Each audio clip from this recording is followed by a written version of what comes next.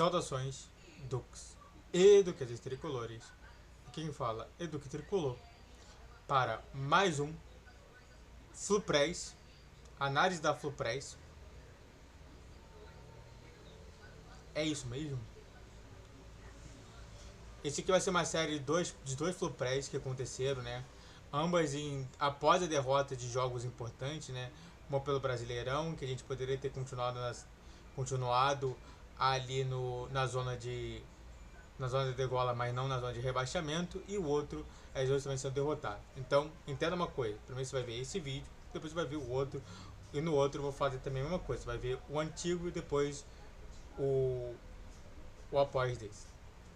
Então, entenda uma coisa: YouTube Live todos os dias, sexta-feira às 7 horas da noite, tá? Só pra falar aqui, veremos se dá pra fazer a coletiva do pós-jogo, tá? Então vamos lá.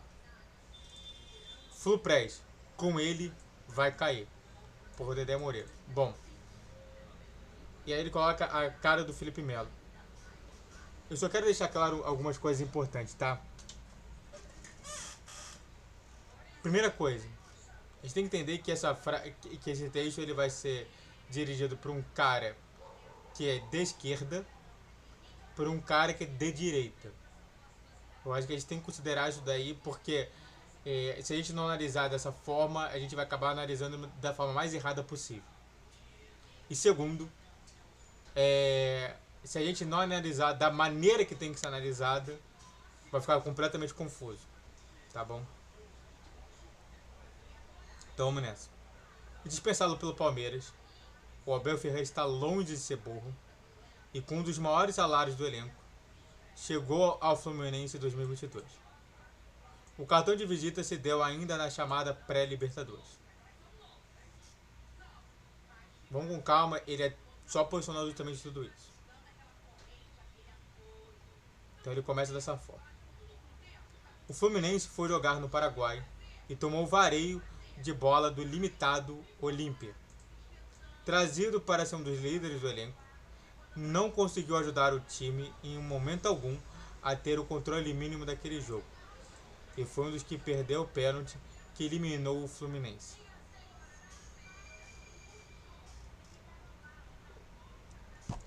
Vamos sacar aqui duas coisas, tá? Duas coisas e depois eu vou pedir justamente aquela situação toda, tá? Que você sabe. Primeiro ponto. O Fluminense. Primeiro ponto. Eu sempre trago as situações antigas para que elas sejam atualizadas. Porque as situações antigas revelam o que vai acontecer no futuro. Então, na minha concepção, não é nada mais que correto justamente isso. Agora, até agora, ele não foi no ponto que ele quis, ele está fazendo floreio justamente para depois falar sobre o ponto. E calma que no final vai ter justamente a minha resposta sobre isso tudo. Mas antes disso, se inscreva no canal, faça o triplo C que é curte, comente e compartilhe. Redes sociais da Cristiano Tige, vídeo todos os dias, 10, 12, 20 horas. Pix na tela e vamos continuar falando mais. Na decisão do Carioca, ele saiu do campo ainda com 0-0. Depois que saiu, o Fluminense fez 2-0. E fora do time, viu o Fluminense colocar o Flamengo na roda no segundo jogo, numa grande situação a ser campeão estadual, sem ele em campo. Até agora, nada a se comentar. Saiu do time contundido, mas voltou no fim da temporada e ainda deu tempo de fazer um gol contra na semifinal da Copa do Brasil, contra o Corinthians, na goleada que selou a eliminação do Fluminense. Até hoje eu não entendi qual foi a ideia do Fernando Diniz ao colocá-lo com o Flu perdendo de 1-0. Virou 3. É estranho, né? Porque normalmente o Fernando Diniz ele vai fazer uma outra tipo de situação. Veio 2023. O doping do Manuel.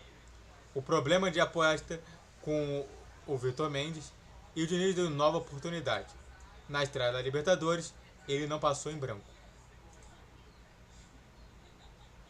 No jogo decisivo de um grupo rascado, sem essa vitória, o Flu não classificaria, ele perde a bola e o adversário abre o placar. Depois do time empata, ele sai de campo e o Fluminense vira o jogo com certa tranquilidade. E ninguém lembrou da falha. Eu acho que é bom, né? Sempre pontuar justamente o que aconteceu. Porque diversas vezes a gente esquece, mas ele não. Mas é importante falar. E vem outra no final da Carioca. Com uma atuação de gala do Fluminense. Com 3-0 para o Tricolor, Matheus França dá um drible nele, que lento, sem velocidade, não consegue se recuperar, mas Fábio salva. Seria o 3-3 no agregado. Diniz corre, tira ele e o Flu faz mais um. Como foi campeão, ninguém lembrou da falha. Mas calma aí. Como é que o Fluminense foi 3-0 se ele continuava no time? Você entendeu a situação de que às vezes ele só pontua aquilo que ele quer? O Dedé Moreira? Isso é muito ruim. É muito ruim. Mas é sempre bom lembrar, mas é bom lembrar também que esse 3-0, que acabou 4-1, ele foi um dos participantes desse jogo. Então, não é a ideia. Até aqui, ó, ele estava dizendo a verdade. Aqui não. Aqui tá faltando ali alguma informação. Vieram confrontos eliminatórios. Na Copa do Brasil, uma explosão do Fla-Flu, fruto de não conseguir correr para fazer cobertura, perdeu velocidade para o velocíssimo Gabigol, deixando o Flu com -1 por praticamente um tempo inteiro no confronto tão duro. Isso foi péssimo mesmo.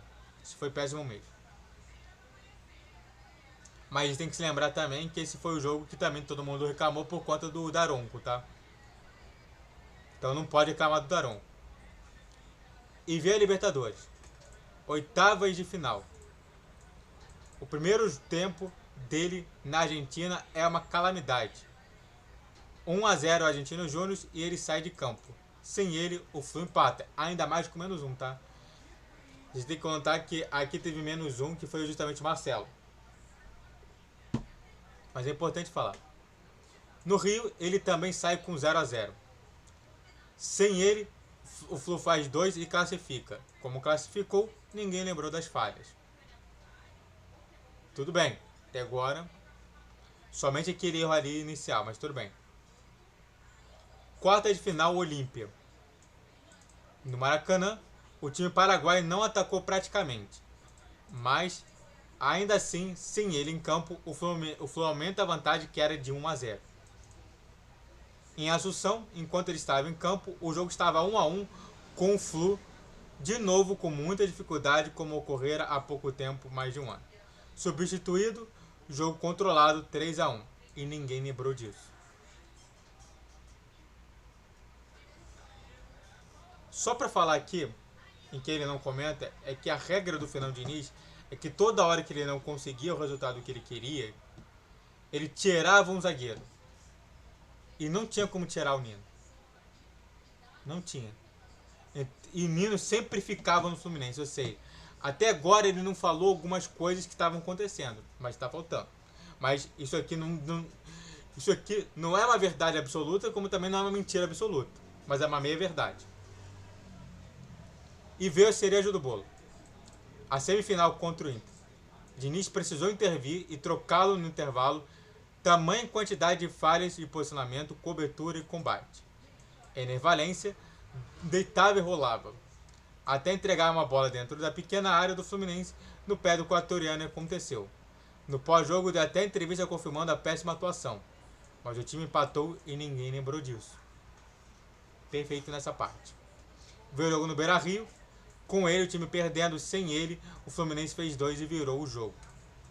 Classificado para a final, ninguém lembrou das falhas gritantes, que teve várias falhas sim gritantes dele sim. Na final, enquanto esteve em campo no primeiro tempo, as duas boas chances do Boca Juniors nasceram de erros seus. O bote errado do Merentiel, que deixa um buraco na defesa para o jogador argentino carregar e finalizar para a defesa de Fábio, e a cobertura errada que largou Cavani sozinho. Diniz corre e tira. A vitória e o título acontecem sem ele em campo. Campeões, ninguém lembrou disso. Foi muito ruim, tá? O Felipe Melo nessa final também. Então, até agora, nada que realmente não consiga controlar. Esse texto provavelmente terminaria caso fossem analisados todos os jogos em que ele saiu e time com André na zaga, principalmente subiu de produção e buscou resultados. Mas a briga agora é outra. Mas você vê, né, que o texto dele inteiro, e aí ele para falar isso porque ele precisava falar isso. Senão ele seria atacado de mentiroso, ou seja, beleza.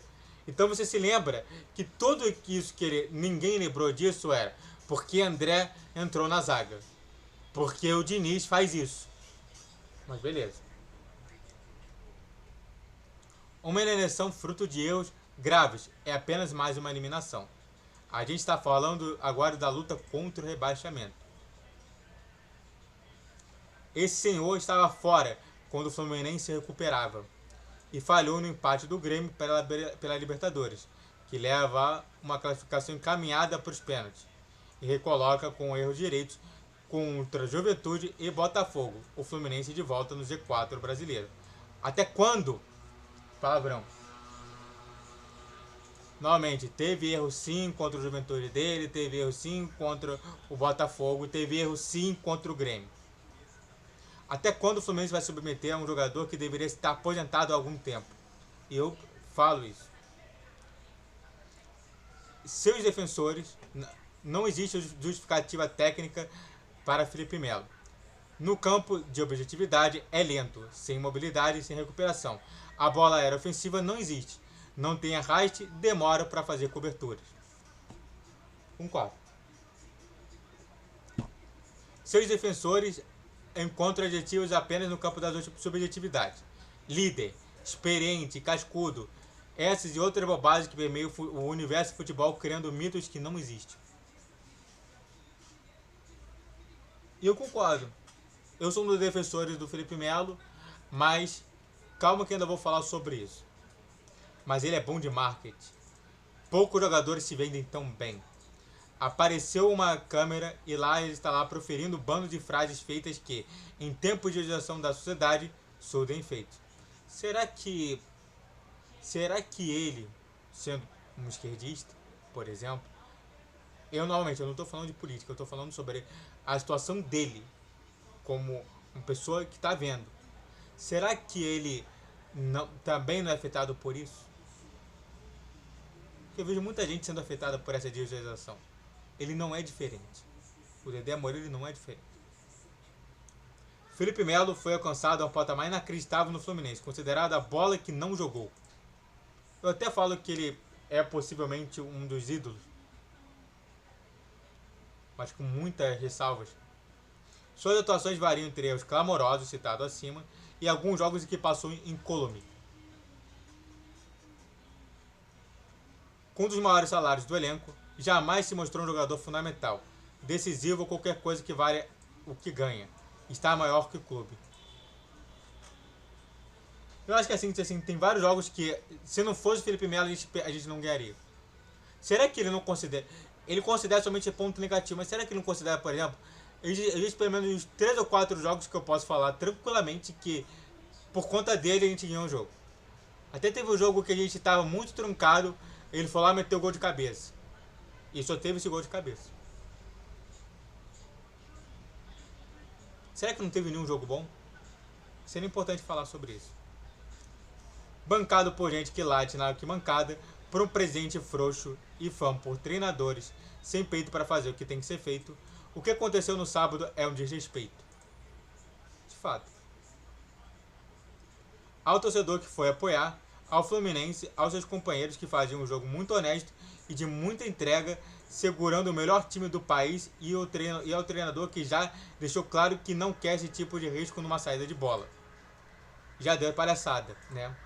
E a tabelinha colaborou com alguns dados desse texto. 5 o amigo e grande tricolor Rafael Nunes. Que deve ser o Siri, né? Mas só para finalizar, o texto está correto em muitas partes. Só está faltando falar para ele que o texto está faltando uma informação básica.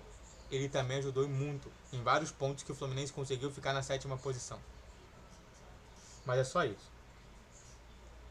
Em termos gerais, muito negativa a questão do Felipe Melo. Muito obrigado a todos que assistiram, eu fico por aqui. Se inscreva no canal, Faz o Triplo C que curte, comente, compartilhe. Redes sociais da Cristão Tige, Vitor Dias, 10, 12, 20 horas. Pix na tela. E YouTube Live todos os dias, sexta-feira, às 7 horas da noite. Saudações tricolores. E daqui a pouco vai vir o outro, às 12 horas. Fico por aqui. Valeu, tricolores.